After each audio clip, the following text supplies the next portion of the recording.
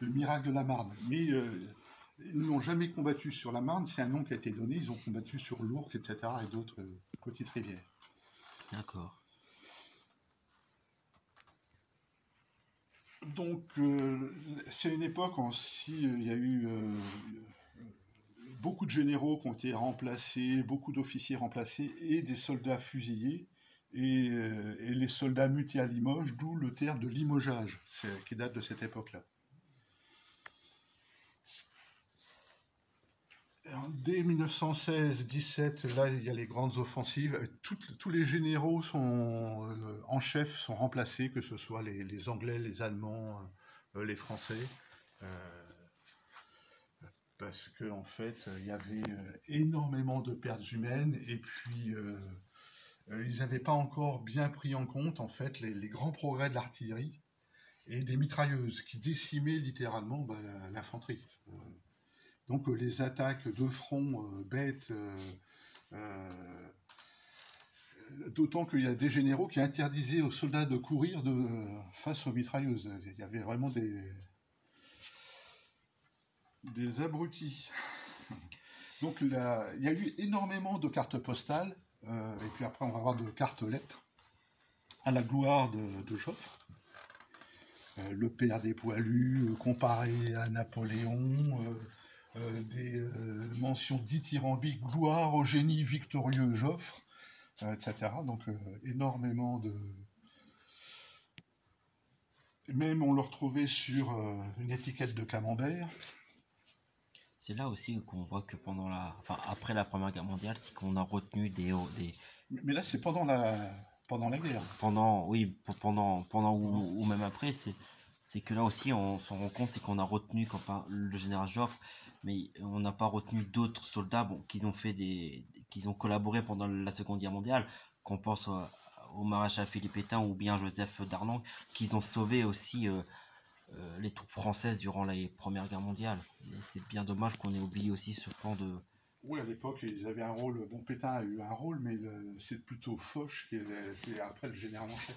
Donc là, c'est des cartelettes, c'est des formules qu'utilisaient les soldats en franchise militaire, lettres enveloppe, carte postale, lettres en franchise. Franchise, c'est-à-dire qu'il n'y avait pas besoin de coller un timbre dessus.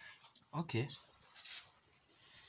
Donc il y a à chaque fois, bon, là j'ai sélectionné les portraits de Joffre, hein, mais on en trouve un petit peu avec Pétain, très peu avec Nivelle, ça n'a pas duré longtemps. Et puis on trouve Joffre sur des vignettes, sur un cahier d'écolier, donc une étiquette de fromage, et puis des tas de petites vignettes, quinquina, le cognac, sur des images de tablettes de chocolat, réveillon, chocolat de l'Union, etc.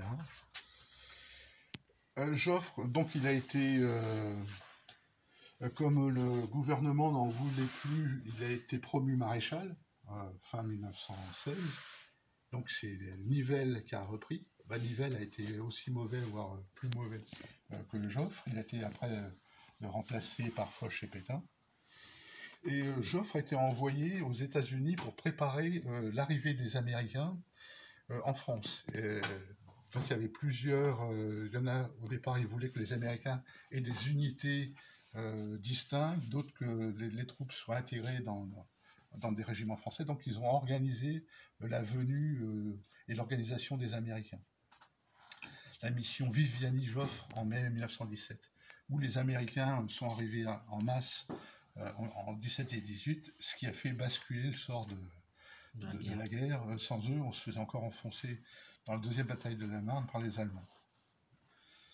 Donc après, Joffre a voyagé un petit peu partout en Extrême-Orient.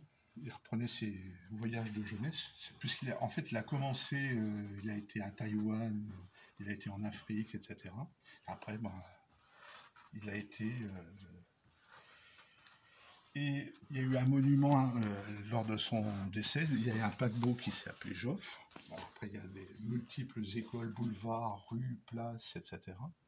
Et il y a un monument qui a été élevé pour commémorer Joffre, qu'on trouve aux Champs-Élysées. Et il est natif de Rivesaltes, C'était un fils de tonnelier au départ. Ok. Il va décéder De sa mort de sa naturelle mort en naturelle. 1930, 31. Ah oui, donc il... Ok. Mais il est très controversé. En 1915, il était, disons, en 1914, après la victoire de la Marne, il était un peu adulé. Et après, vu les offensives extrêmement meurtrières, il a envoyé des centaines de milliers d'hommes se faire tuer. Là, il n'était plus du tout populaire. Donc on voit que même... qu'on voit ça à Verdun pour quelques kilomètres, il y a eu 10 000 morts, je crois, de mémoire. 10 ou... Oui, en fait, on dit à Verdun, si les morts se relèveraient, ils n'auraient pas la place à tenir debout. C'est... Alors, c'était la grande boucherie, en fait. Et c'était même volontaire, c'était une guerre de saigner. Ils voulaient se saigner les uns les autres.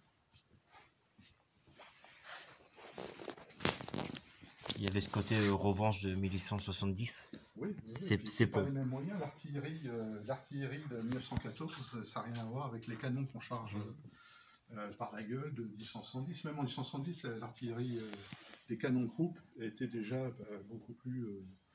ils tiraient 10 coups minutes ou quelque chose comme ça. Puis l'armée française n'était pas encore prête en 14 comparé aux Allemands. Les Allemands étaient déjà mieux préparés et mieux... Si, ils avaient... Mais c'est des questions de tactique, de stratégie...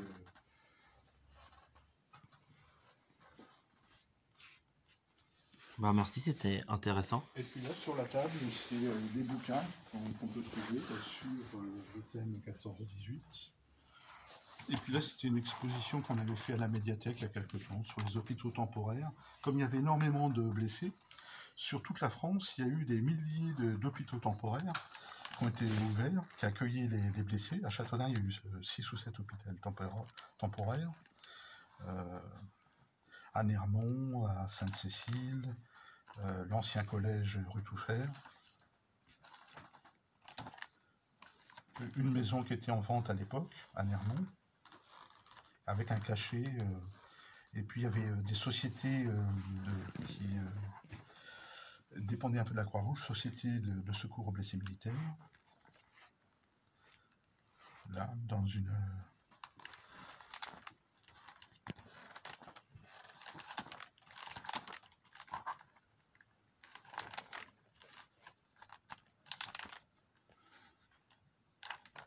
Donc il y a eu les premiers timbres Croix-Rouge.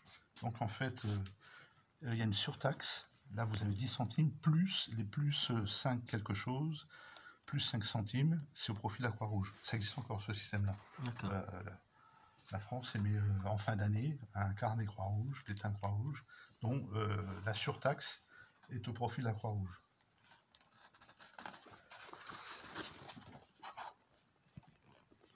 Et puis il y a plein de...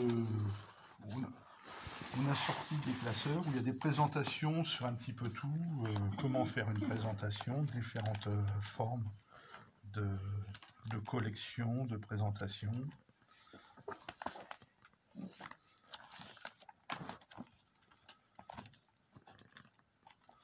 La cote des catalogues qui est beaucoup plus... qui ne reflète pas la réalité. Les catalogues, il faut les diviser